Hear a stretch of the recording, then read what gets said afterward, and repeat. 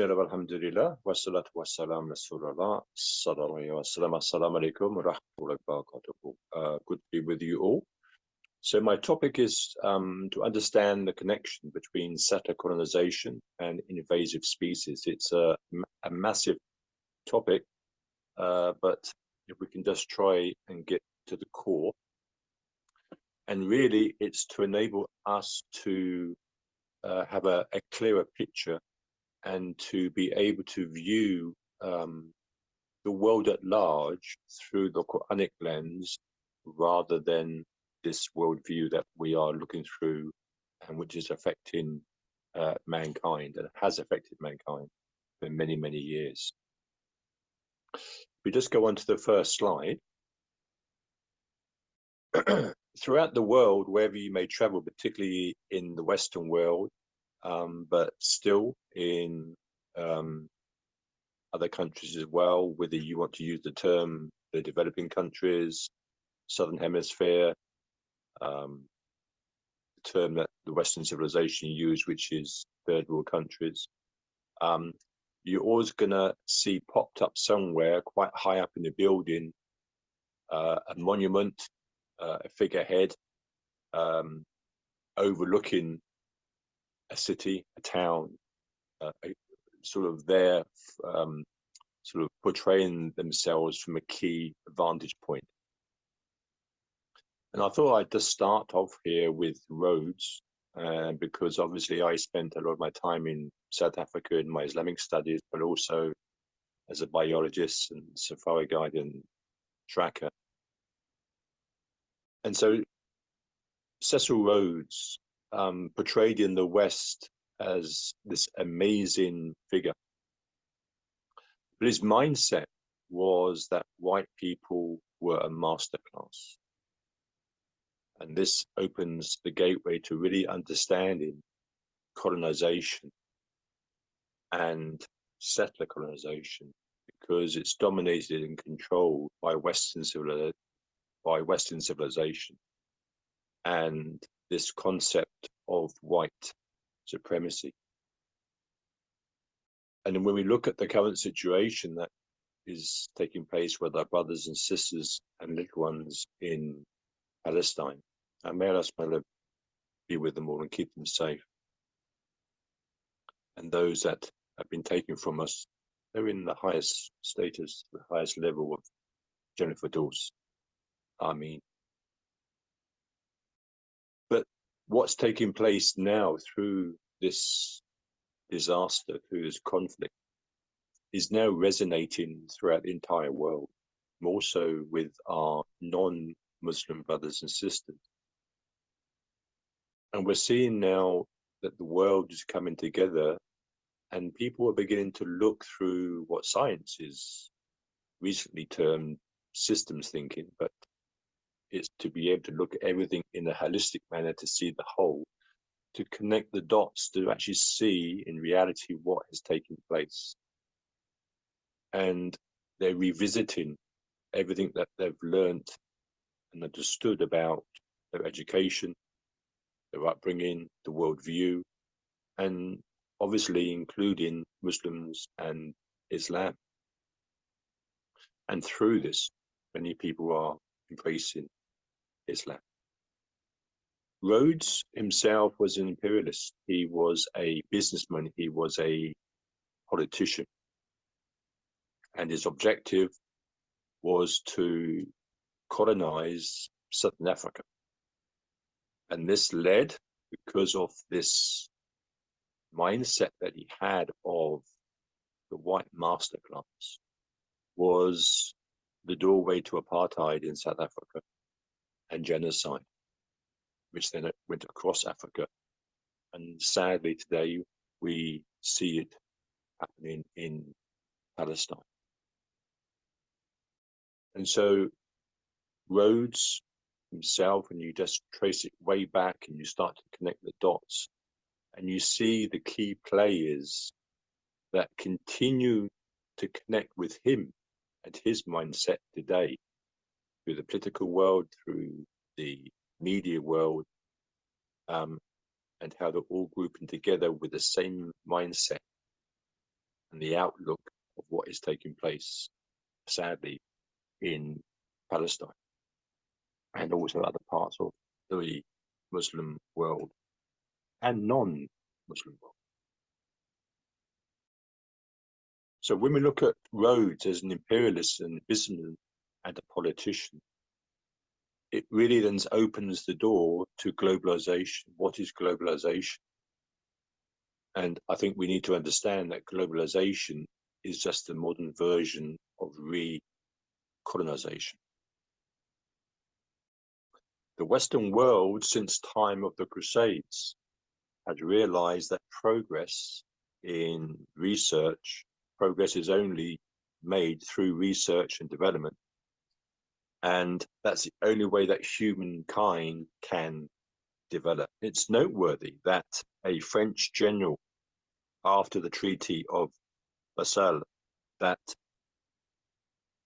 after the ending of the Ottoman Empire, entered the Umayyad Masjid, and he went to the tomb of the amazing Saladin. He kicked the tomb, astaghfirullah, and he cried aloud, "We are back." When we look at colonization, the birthplace of colonization, white supremacy, is through the European powers, and particularly England and France. We look at England and how it colonized India and how it set out to colonize the whole of the mindsets of the people. And they knew that they had to be colonized. They were not interested, and this reflects across the colonized countries, they weren't interested in teaching the Western worldview of science and technology, economics and politics. That was not part of their agenda, because they knew if they were going to use that as part of the curriculum, then the local indigenous people could then become a threat. No, what they did was to emphasize on literature, philosophy, and culture to completely assimilate the indigenous people into society. Colonization is, in fact, to take over the whole land and to control the indigenous population. Assimilation is key. Whether we look at humankind or we look at the natural world. Next slide. So the whole mindset of the colonized or the colonizers is domination, that white supremacy, and as Rhodes said, that white people are the master class. And it stems from this survival of the fittest mentality of Darwin, the theory of Darwin. So as a biologist and ecologist in my education before I embraced Islam in 1999, I went through the studies and the curriculum of Darwinism. And it was about survival of the fittest. And this worldview, which is still there in the education system here in the UK and throughout the Western world, that it is a white-dominated superior worldview, and it must continue. But I think we're viewing Darwin in a completely wrong manner. Questions are beginning to arise now in what did he really think? What were his thoughts? What were his thoughts on religion? Was it about complete domination? Or was it about looking at aspects of an ecosystem of the ecology of the fauna and flora and how it can fit in to that particular system, its place? And if that is the correct mindset, then we would support that 100%, because that will connect us to the ayats in the Quran in relation to the particularly of the science of Nazm of the Quran, when we look at the Quran in relation to structure, coherence, and order, and then relate that to the natural world, when Allah subhanahu wa ta'ala refers to the natural world, and for us to contemplate it and to look at its order and its structure, every part of the macro, every part of the micro is in the correct place. Was this the mindset of Darwin?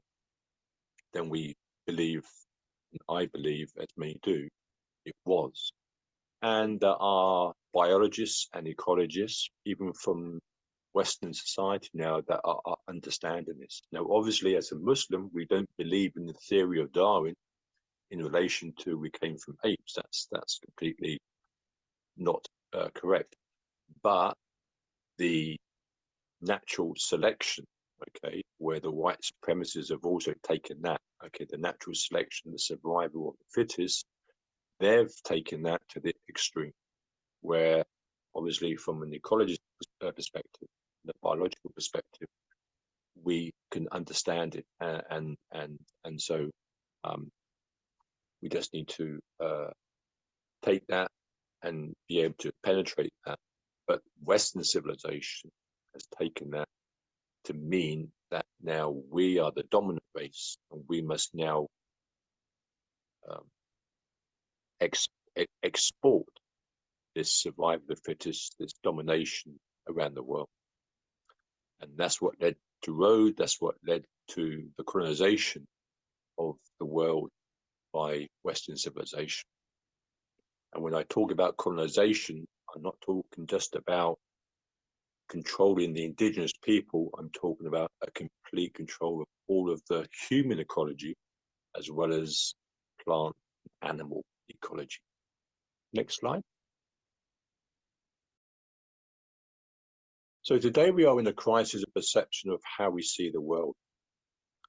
It's not the world that we are told that we should be viewing the world through, and particularly in our lands where there has been colonization. As I said to you, their focus has been to set up educational institutes, colleges, and even universities, which are of a lower standard, the Western world, and to populate literature, philosophy, and culture, and to steer away from politics, economics,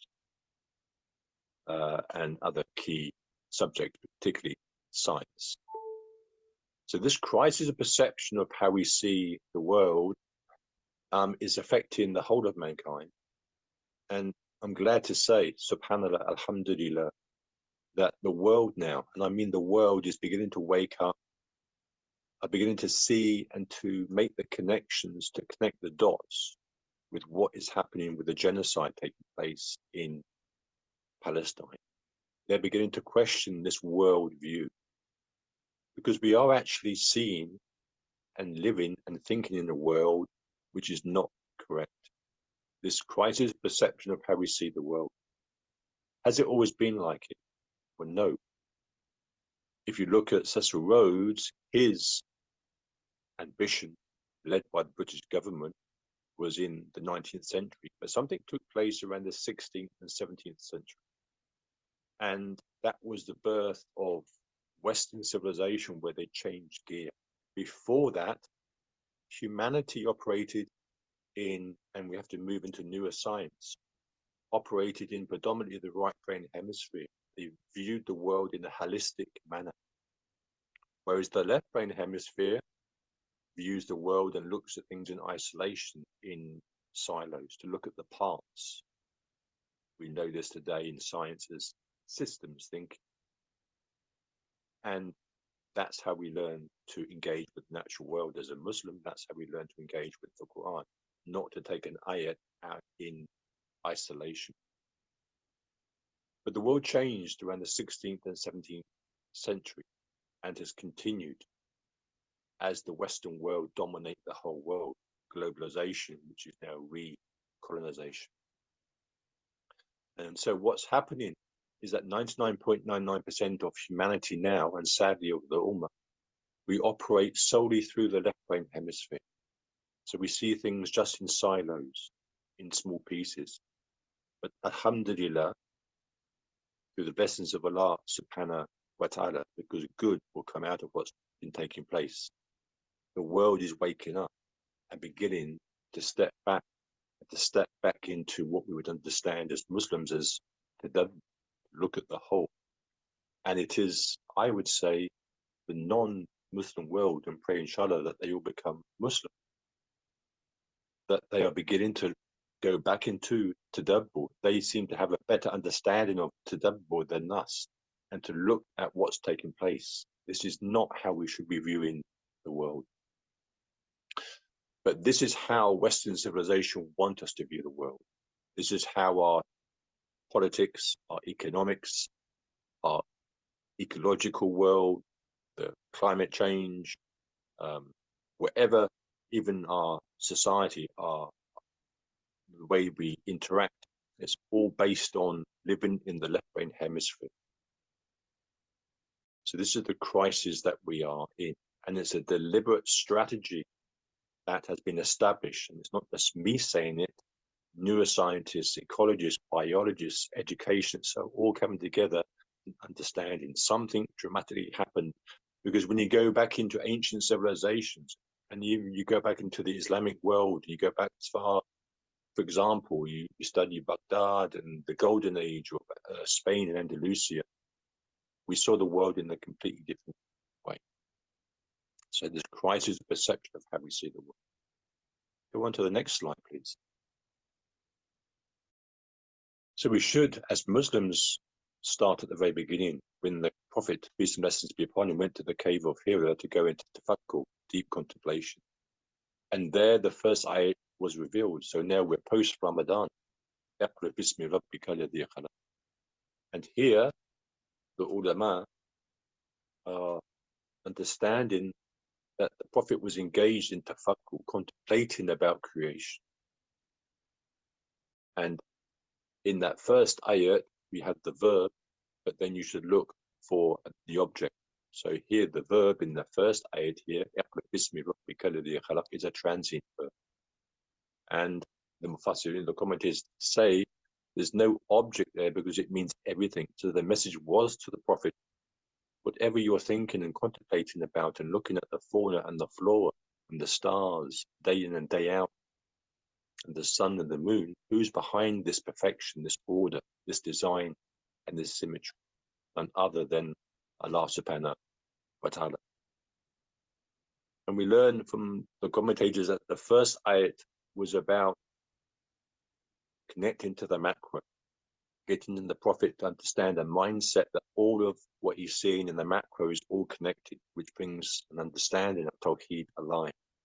And then as you go into the second ayat, it turns around into the micro, to the embryo. So the macro and the micro, but they come together as one. That's how the correct understanding is. That is the Quranic understanding, that everything is interconnected.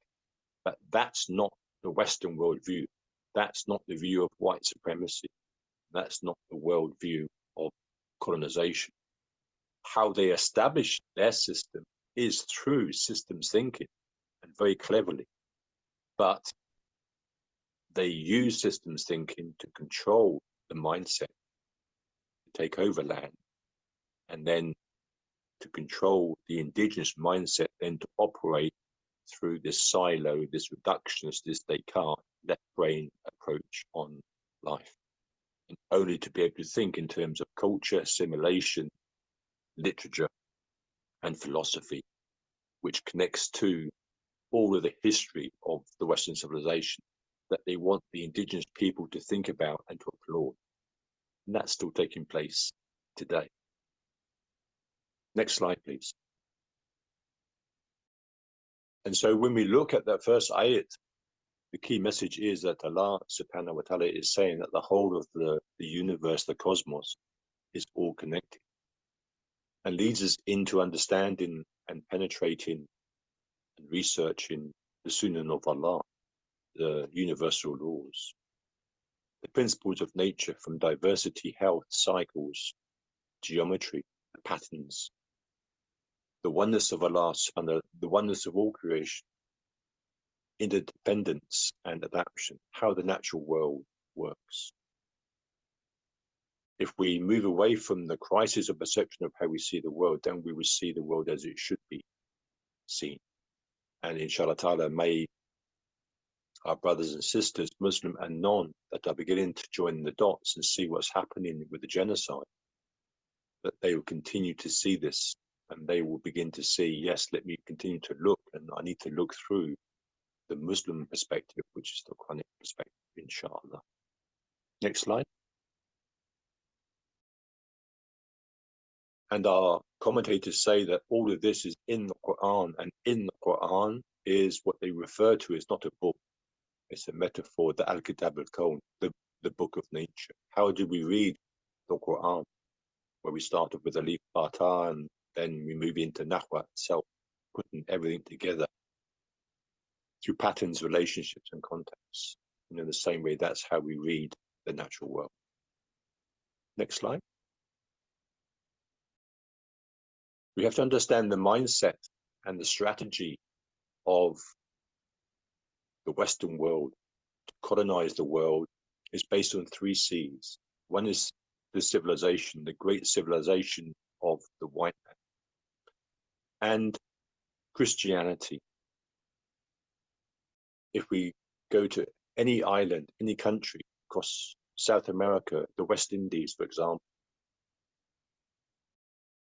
predominantly Christian, but before they were Muslim, and also other faiths. So colonization was led by Christianity.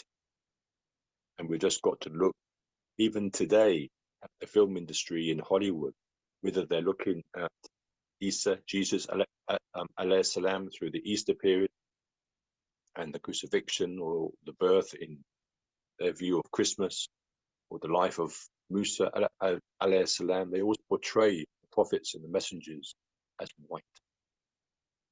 And connected to all of this is commerce.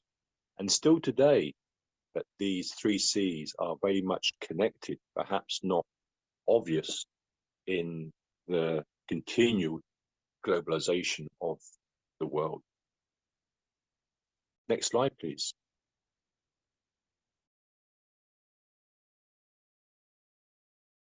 This is a picture of part of the natural world, and this has been established through a concept of what we call permaculture, where permaculture is a design concept where we study the natural world, we see the principles of nature, and we establish a food forest, which is to mimic the natural world.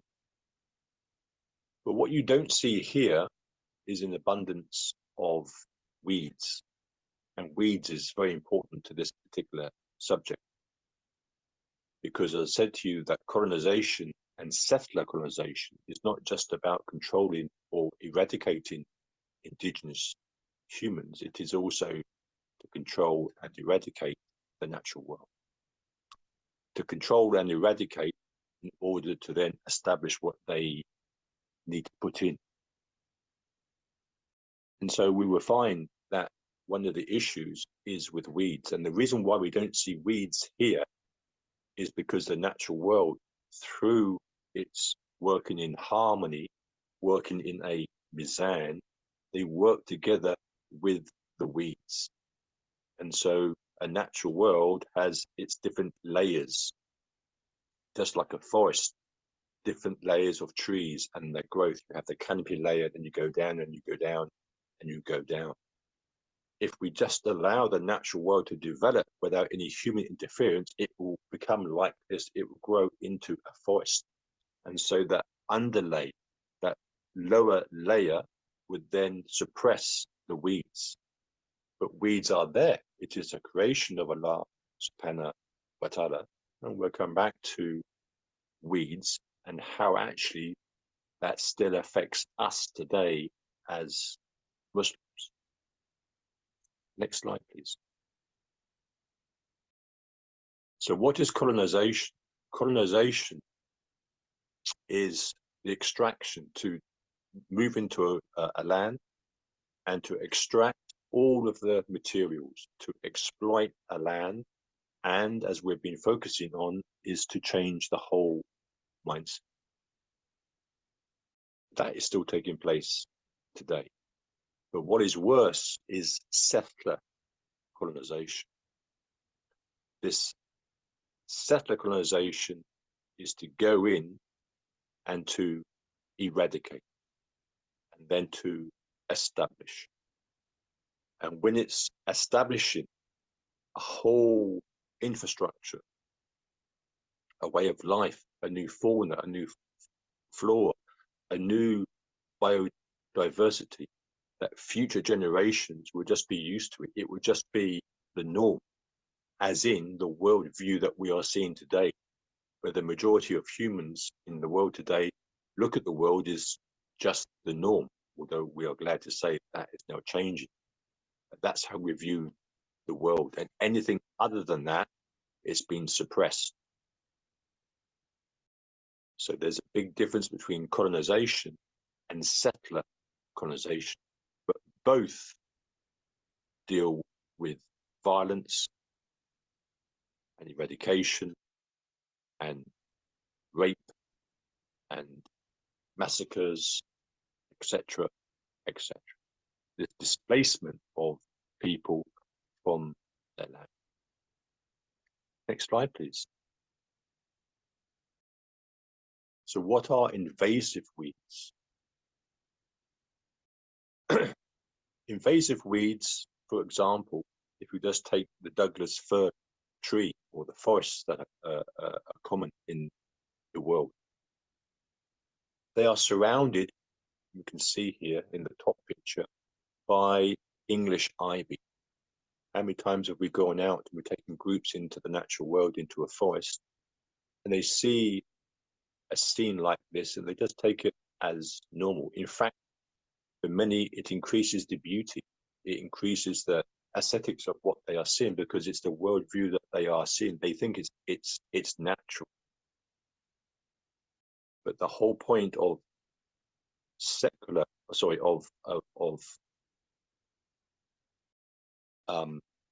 settler colonization is to go in, is to exploit, change the mindsets, and to eradicate the indigenous people and the land, eradicate everything so it's completely barren, and then to re-establish.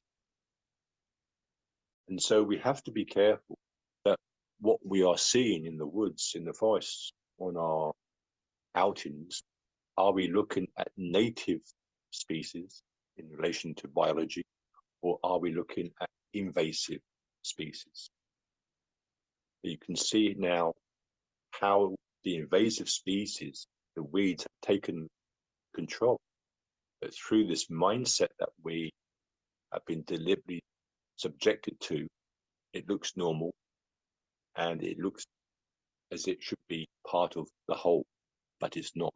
And this is the whole point of settler colonization, that future generations, they will then see something that they have decided to build, and it will become the norm.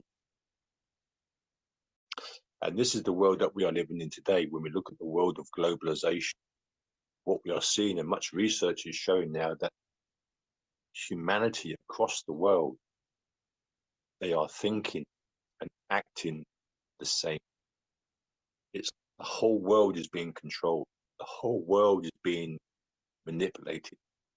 From our Islamic perspective, this brings in the subject, which is not for today, of Iblees and his strategy. Okay? Because Iblees, A'udhu Billah, has limited time to establish his system on earth, which cannot be a divine system. It can only be, the divine system is horizontal, but most importantly vertical. But the satanic system has to be horizontal. Next slide, please. So we've explained what settler ecology is, and ecology is about relationships. To move this mindset, we have to move from, as I said to you, this left brain hemisphere, which focuses on the parts, biology, which is important, which looks at data, but in a world full of data, quantitative data research, and to move into ecology. So biology is important to look at the part, but we need to move into ecology. And ecology is the study of relationships. And that's how we need to study the Quran, through relationships. This is why the science of Nazm of the Quran is very important. How we pair the surahs up, how we see how everything connects, likewise with the natural world. And so to study ecology, you cannot do it through data and quantitative method. You have to go through qualitative, which is through mapping. And so the colonists, okay, the Western elite, which have been there and have been mapping this for so many years now, they have always operated through a systems thinking, through an ecological mindset, knowing and planning. But how they've delivered the system and established the system for the indigenous people, for us to see, is through the other window, by seeing silos, by seeing parts, and not having the time and the ability, the capacity, the mindset to connect the dots. The colonizers do not want us to connect the dots, because then we would see the whole. And that's what's taking place now in Gaza and Palestine, that through social media, this is all from Allah subhanahu wa ta'ala, that people are beginning to connect the dots, they are beginning to map, and they are beginning to see this relationship taking place. And we've seen many times now that they've tried to suppress social media because the corporate media is operating through a way that we only see parts, we only see small aspects of it, which is left brain hemisphere compared to right brain hemisphere. Next slide. So the steps of a settler colonism and the ecological relations. The settler colonization have a road to tread. And the first one is to acquire territory. And it's true, and it will come up in a few moments. It's called terra nullius. It is to claim land that they say is empty, unused. And so it has to be occupied. And it can only be occupied by a Western leader, by the white mindset. There's a number of steps that they have already mapped and planned in their strategy in order to colonize a whole land, to colonize the indigenous people, to eradicate them, and to colonize and reintroduce through invasive weeds and completely reintroduce a new way of biodiversity and landscape also into the land that they've taken over. And we'll cover that, inshallah, in a few moments. Next slide, please. And this is the term, terra nullius, that when Cook claimed possession of Australia for Britain, he did so on the basis of this term. It's a Latin term, meaning land belonging to no one. And this term, terra nullius, was used as a legal concept for acquiring land deemed to be unoccupied or uncultivated. So white supremacy, they would bend and they would change the laws. They would go out of the mizan. Hence today we see why we have a global crisis, why we have issues in relation to the destruction of the natural world, is because scientists today, although scientists and science is the study of haya, they are void, they are separate from the blueprint which is there in the Quran. So they just deal with the science and they make up, take out what they need to fulfill their ambition. But what the world needs to do is to go to the blueprint first and foremost, which is the Quran.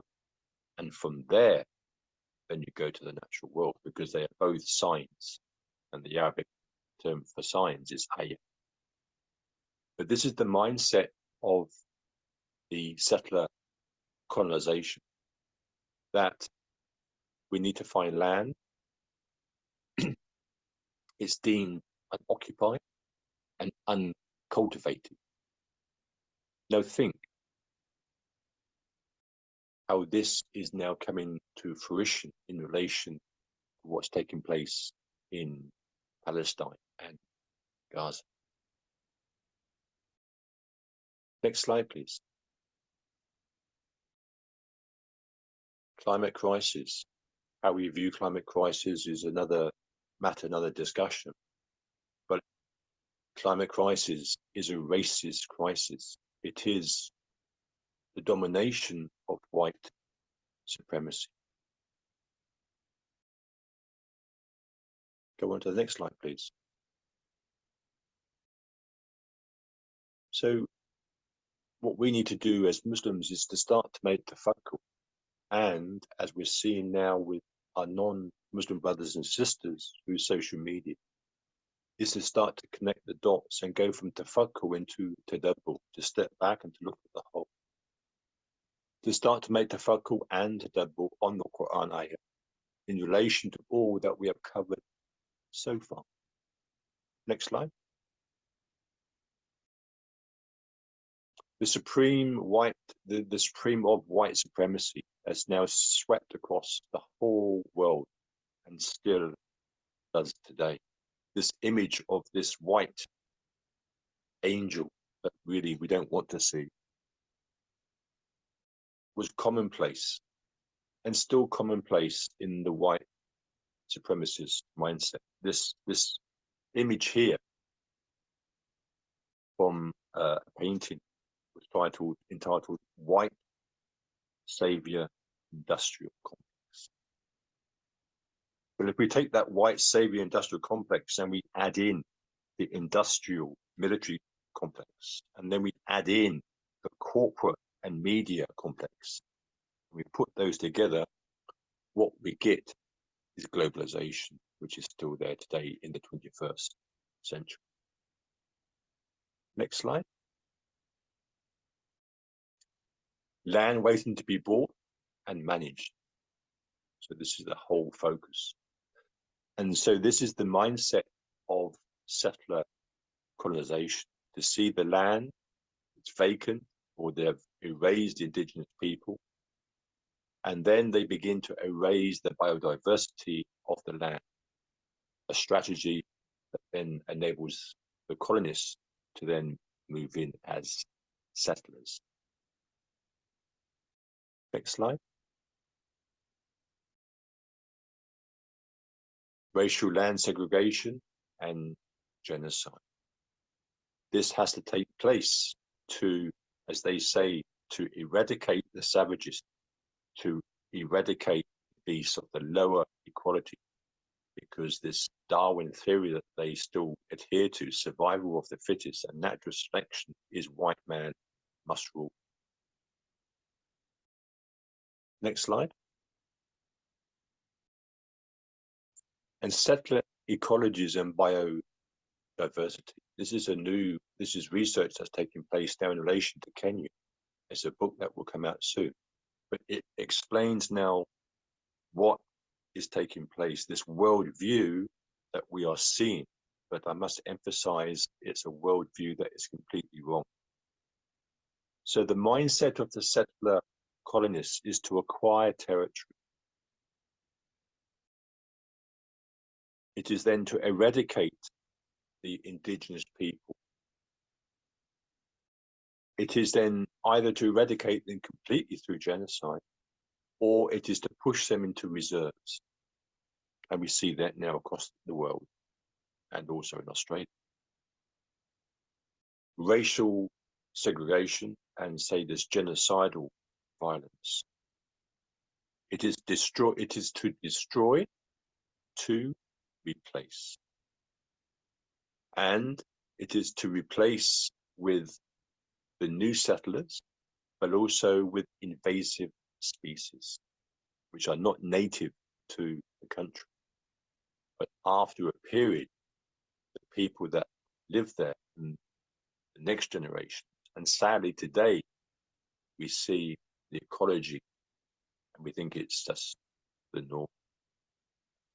And to replace all of this, say, with the invasive species, not natural to the country. The settler ecologists have certain goals to change the whole of the biodiversity of the land. And they need to change the whole of the biodiversity, which will secure and advance their whole agenda. But what we've seen today is because there are parts of the world who are connecting the dots, and they realize that there is colonization and white supremacy is becoming more known. And so the settler colonizers have realized that now they've got to now up their game. And so what they are now doing is, well, what they did do is they eliminated all the natural species. For example, even here in Kenya, they went through a number of processes which we'll come on to. Next slide, please. They eliminated not just the indigenous people, they eliminated all of the native species of plants. They even eliminated vermin. And vermin is key to the whole of the food chain. Vermin is key to the principles of nature. They eliminated and made the whole of the land completely barren for a reason. Next slide. They established hunting. And we see that now, particularly across Africa. I also saw that. Hunting has become a global business, but it's controlled by white supremacy. And what's taking place is they've pushed the indigenous people, those that are still alive, into reserves. But because now they've realized that the world is beginning to raise their voices, like what we saw in Zimbabwe, which was originally Rhodesia, which we have seen in other countries as well, where they pushed out the white colonists. The white colonists have changed their strategy in order to still remain there. And so they are now using biodiversity. They are now using climate change. They are now using the environmental crisis to put the fear in the world and still control everything to enable them to remain in their land. So what they did, obviously, to erase all of aspects of biodiversity, they hunted everything, including vermin. And then they reintroduced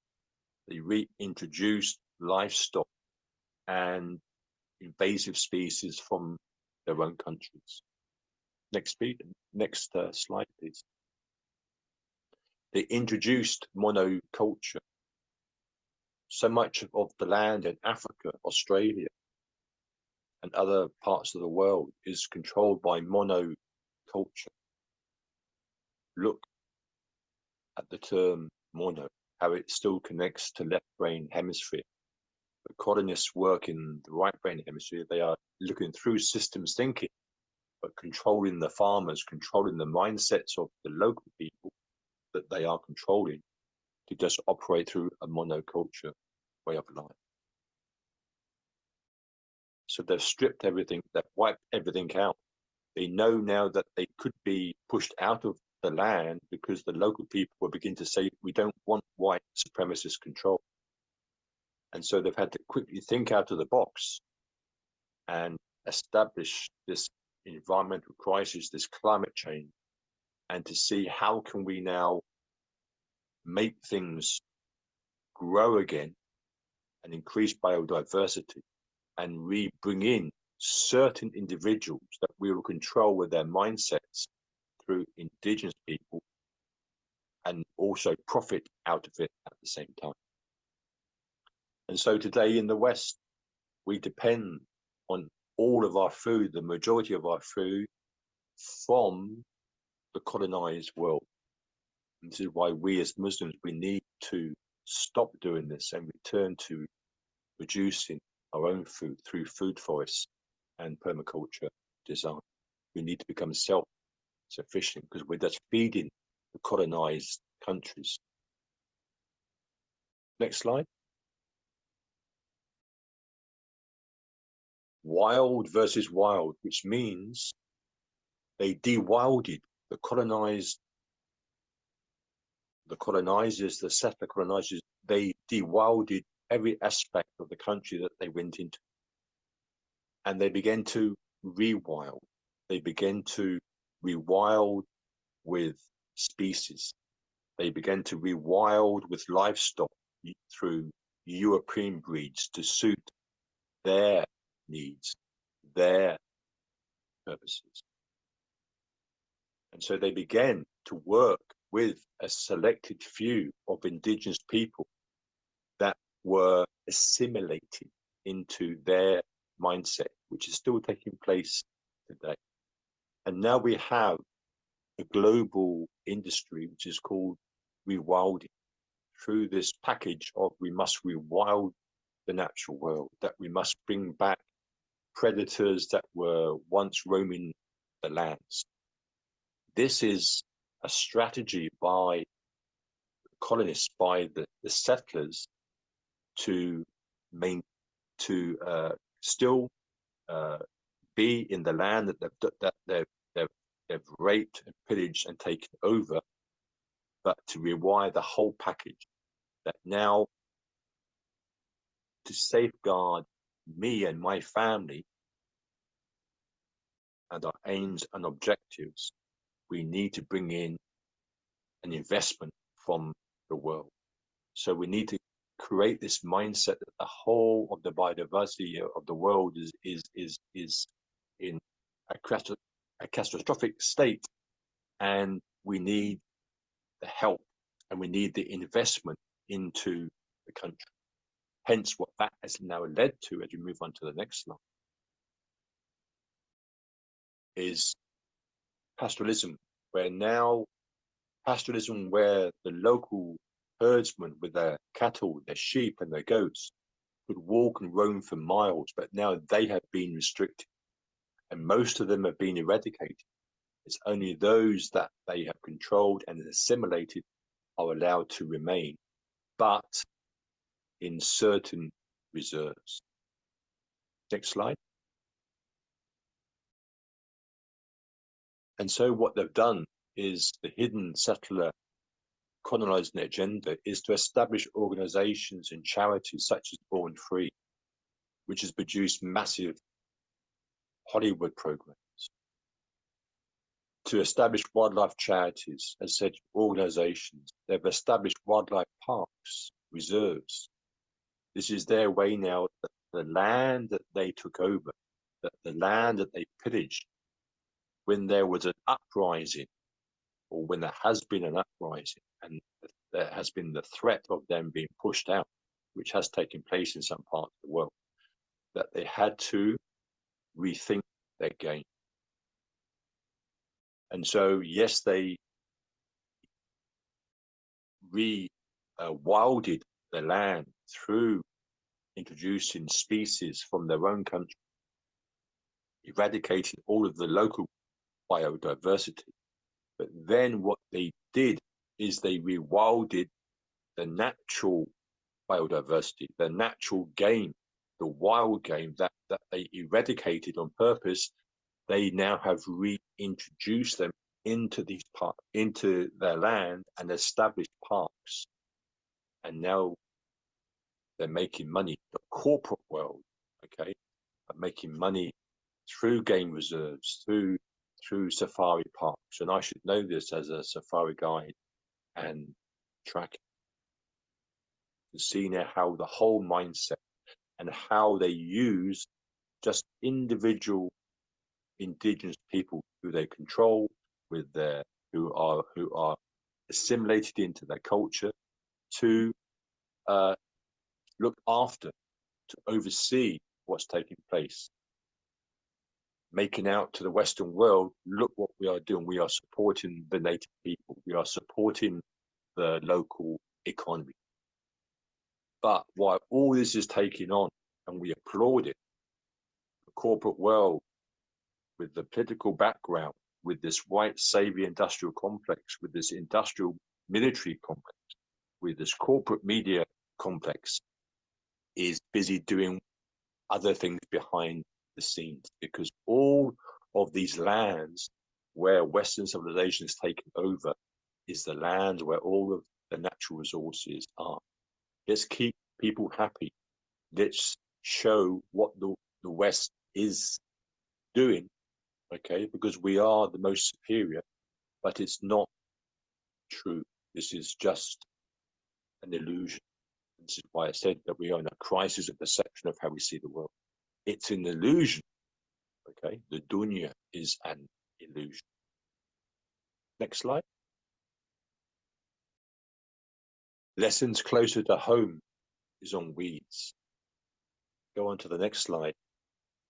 That the colonizers introduced everything as invasive weeds and they established themselves. But are we not doing the same? Look at the garden today. Square lawns, manicured lawns. Don't we today, and sadly Muslims want our gardens to look like this, whether at the front or the back. Our parks, all looking immaculate. We think this is so beautiful. And we pay thousands of pounds, dollars to make our gardens like this. Or even if we don't want grass, trees, bushes, we'll concrete the area. But behind all of this is what? It is a settler mindset that we are also embedded in to control the weeds. In the summertime, the spring and summer, so many people that have gardens like this are either outside trying to control the weeds through weed killer, employing gardeners to control the weeds. It's an ever-ending battle. You can't control the weeds by human impact. The only way that you control the weeds is through the principles of nature and the universal laws. That everything works together in harmony. When we saw that picture of that beautiful forest, which had been designed by humans, but it's just trying to mimic the natural world, then you see that the weeds are very few. But what we try and do is we even try to control, to try and manipulate the environment that we live to suit our needs, to say, isn't this beautiful? We sit in our garden and we have our barbecue. It's a similar mindset that we have to be careful. Are we not doing the same of what the colonized world has been doing and is doing? And I think that is the end of the slide system. Just to let you know, there are some up-and-coming workshops, and these are coming up. So please contact Sister to sign up. And these three important subjects, you will realize how they also will connect in a profound way to what we've been covering today. So please contact Sister and sign up for these upcoming discussions. Thank you. Jazakallah khairan for your time, and we'll now open up to Q&A, and please feel free to ask any question if you have, or you can even raise your hand or type it in the chat, and inshallah inshallah Sheikh will reply to your questions. I think that there is one question already.